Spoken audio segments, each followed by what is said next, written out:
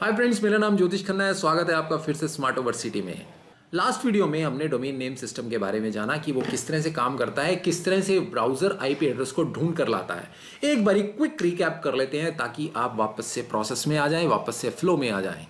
तो पूरा प्रोसेस कैसे काम किया एक बारी दोबारा से रिकैप कर लेते हैं। जब मैंने www.smartosystems.in अपने ब्राउजर में टाइप किया तो ब्राउजर ने उसका आईपी एड्रेस सर्च किया। उसके बाद उस आईपी एड्रेस के थ्रू उसके वेब सर्वर पे रिक्वेस्ट गई। वेब सर्वर ने उस रिक्वेस्टेड यूआरएल को चेक किया कि क्या इस पर्टिकुलर वेब सर्वर पे ये वाली वेबसाइट होस्टेड है। अगर वो वेबसाइट वहां पर होस्टेड है तो उस वेबसाइट को कौन सा फोल्डर असाइन किया गया है, वो फोल्डर जो यूजर है उसको सर्व कर दिया जाता है। उसका इंडेक्स या डिफॉल्ट पेज यूजर को वहां से सर्व कर दिया जाता है। वो फोल्डर को क्यों चेक कर रहा है? बिकॉज एक आईपी एड्रेस का जो वेब सर्वर है वहां पर बहुत सारी वेबसाइट्स होस्टेड हो सकती हैं। एक आईपी एड्रेस पे लाखों की तादाद में वेबसाइट्स होस्टेड हो सकती हैं।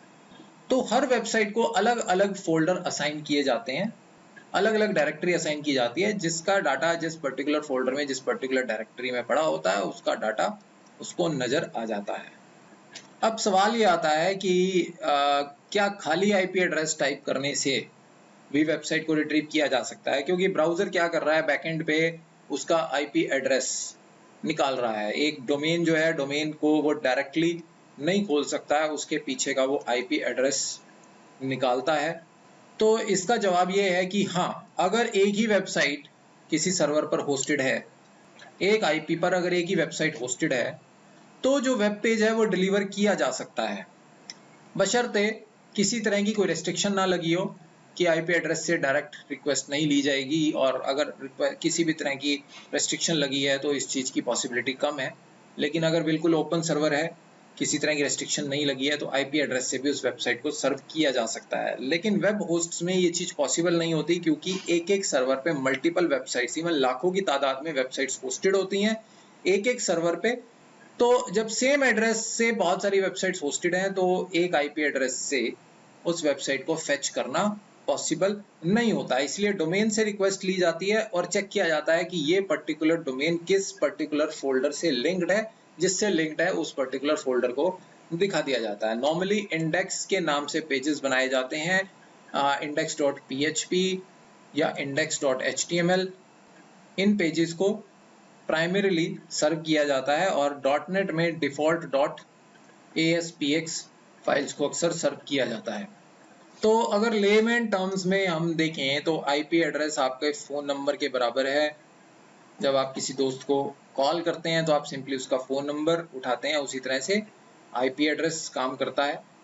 डोमेन नेम आपके सेव्ड कॉन्टैक्ट के बराबर है, यानी जब आप किसी का फ़ोन नंबर किसी नाम से सेव कर लेते हैं, उसी तरह से डोमेन नेम है। यानी मेरी जो वेबसाइट है smartosystems.in, उसका जो भी आईपी एड्रेस है वो मैंने smartosystems.in नाम के डोमेन नेम से सेव किया हुआ है। सर्च इंजन जैसे कि google.com, जहाँ पे आप किसी भी वेबसाइट को सर्च कर सकते हैं, वो एक तरह से एक फ़ोन डायरेक्टरी के बराबर है, जिसमें आप जाके सर्च करते हैं तो आपको जो भी जिस भी आदमी का फ़ोन नंबर निकालना होता है वो मिल जाता है। मान लीजिए आपके फ़ोन में 4 लोगों के नाम अंकित के नाम से सेव हैं, तो जैसे ही आप सर्च करेंगे अंकित, तो वो चारों आपको शो कर देगा। चारों में अलग अलग कॉन्टैक्ट नंबर होंगे, उसके बाद आप चूज कर लेंगे किसको कॉल करनी है। उसी तरह से सर्च इंजन काम करता है कि आपने स्मार्टो सिस्टम्स खोलनी है तो गूगल पे आप स्मार्टो सिस्टम्स खोलेंगे और वहां पर आपको हमारी जितनी भी वेबसाइट्स हैं वो सब उसकी लिस्ट अवेलेबल हो जाएगी। आप जिस पे भी क्लिक करना चाहें कर सकते हैं। अभी हमने बात की कि एक एक सर्वर पे बहुत सारी डोमेन्स चल रही होती हैं, तो वो जो मल्टी डोमेन वाला जो एनवायरनमेंट है वो हम सिंपली लेमैन टर्म में बात करें तो जैसे टेलीफोन की एक्सटेंशंस होती हैं। आप किसी ऑफिस में कॉल करते हैं, एक ही नंबर होता है, 100 एम्प्लॉयज हैं, लेकिन बात सभी किसी से भी करनी है तो एक ही नंबर पे बात होती है।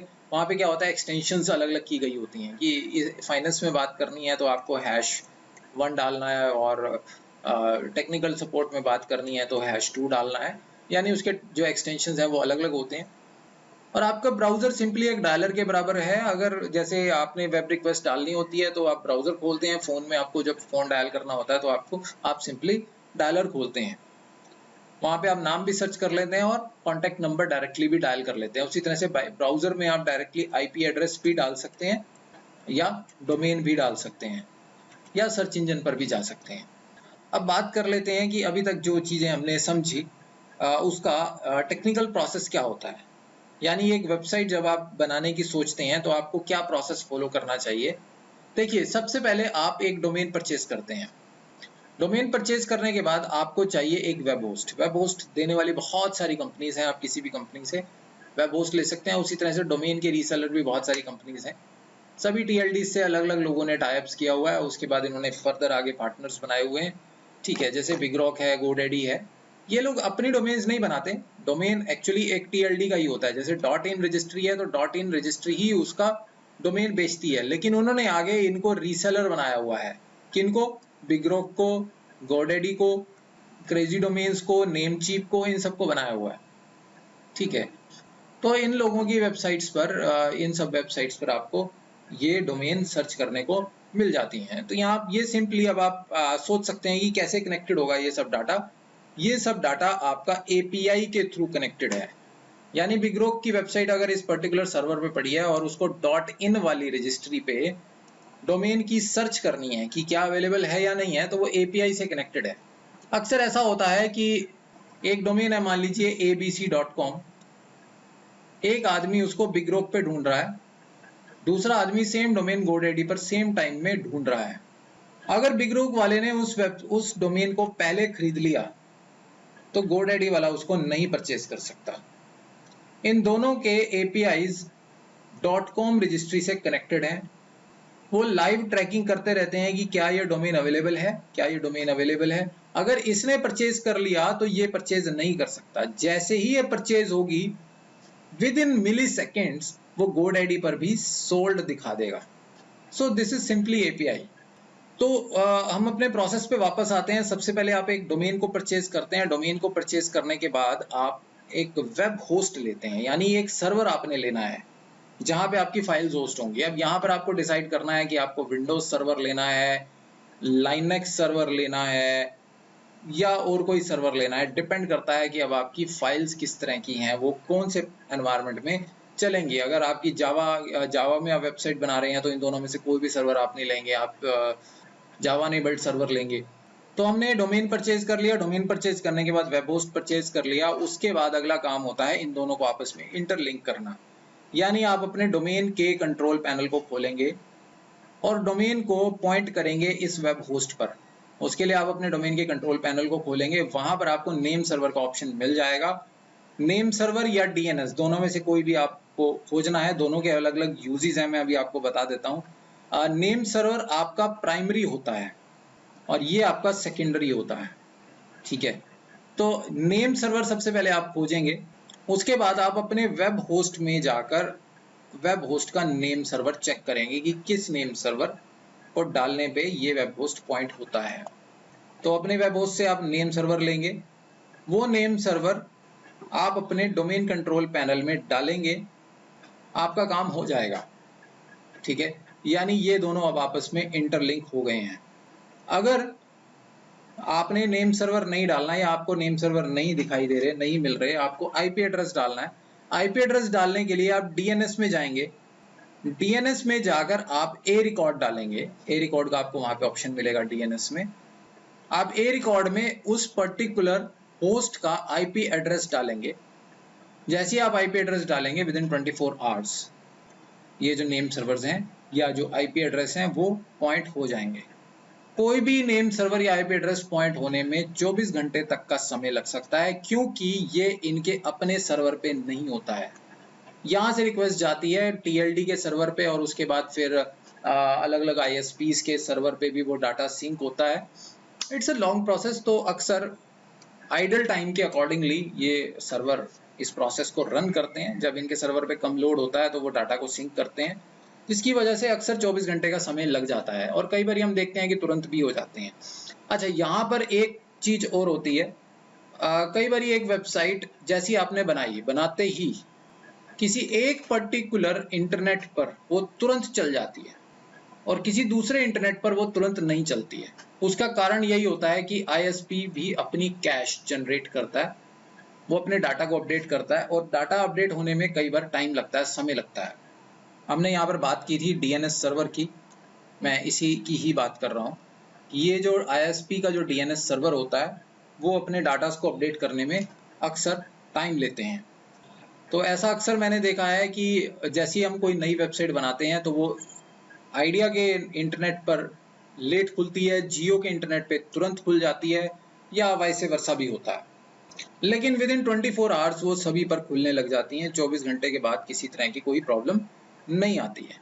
अब सवाल ये आता है कि अगर आपने किसी एक वेब होस्ट के नेम सर्वर अपने डोमेन में डाल दिए, डोमेन कंट्रोल पैनल में डाल दिए, और किसी दूसरे वेब होस्ट के ए रिकॉर्ड आपने डाल दिए, तो अब आपको ये वाली वेबसाइट सर्व होगी या ये वाली होगी। यानी दोनों अलग अलग सर्वर्स के आपने डाले हैं, एक में आपने नेम सर्वर डाल दिए और एक के आपने ए रिकॉर्ड डाल दिए।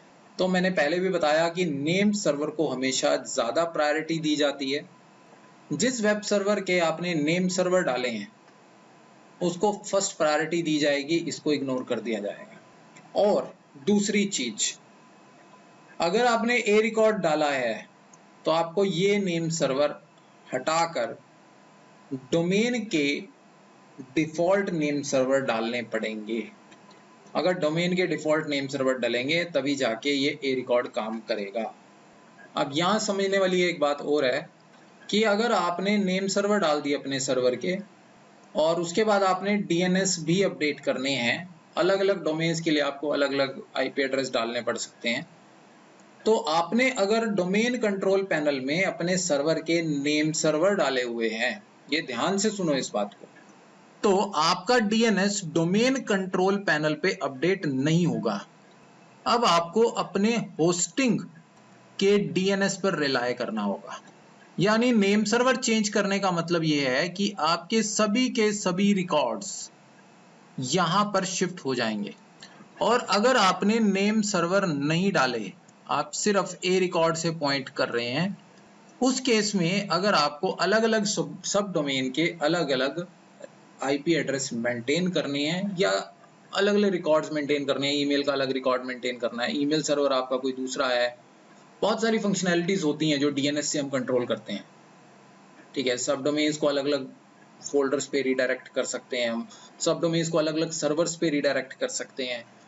उसके बाद अपनी ईमेल आईडीज को हम किसी दूसरे सर्वर पे चला सकते हैं। वो सब फंक्शनैलिटी अगर आपको मैनेज करनी है और आपने नेम सर्वर अपडेट नहीं किया, आपने सिर्फ और सिर्फ अपने डोमेन कंट्रोल पैनल में ए रिकॉर्ड से उसको पॉइंट किया है, तब आपकी सारी DNS की फंक्शनैलिटी इस डोमेन कंट्रोल पैनल से ही कंट्रोल होगी, क्योंकि ये अभी यहाँ पर एक्टिव है। ठीक है, तो पूरा DNS आपका डोमेन कंट्रोल पैनल पे चलेगा, ना कि उस सर्वर पे जहां के आपने ए रिकॉर्ड सेट किए हैं। ठीक है, तो यहाँ दो सिनेरियोज हैं। अगर आपने नेम सर्वर सेट कर दिए हैं तो नेम सर्वर जहां के डाले हैं, आगे के सारे DNS कंट्रोल्स उस पर्टिकुलर सर्वर से कंट्रोल होंगे। और अगर आपने नेम सर्वर नहीं डाले हैं, डिफॉल्ट डोमेन के नेम सर्वर ही चल रहे हैं, तो पूरे के पूरे DNS रिकॉर्ड्स आपके डोमेन कंट्रोल पैनल से ही एक्सेस होंगे। So friends, this was all about the process of mapping. आपने देखा कि मैपिंग किस तरह से कर सकते हैं, किस तरह से आप डोमेन और सर्वर को कनेक्ट कर सकते हैं। नेक्स्ट वीडियो में हम जानेंगे वेब सर्वर के बारे में। हम ये जानेंगे कि आप अपने डोमेन को कहाँ से परचेज कर सकते हैं, वेब सर्वर को कहाँ से परचेज कर सकते हैं, किस तरह से आप अपना खुद का अगर वेब सर्वर बनाना चाहें तो वो कैसे बना सकते हैं। इन सभी इन्फॉर्मेशन के लिए जुड़े रहिए स्मार्टोवर्सिटी पर।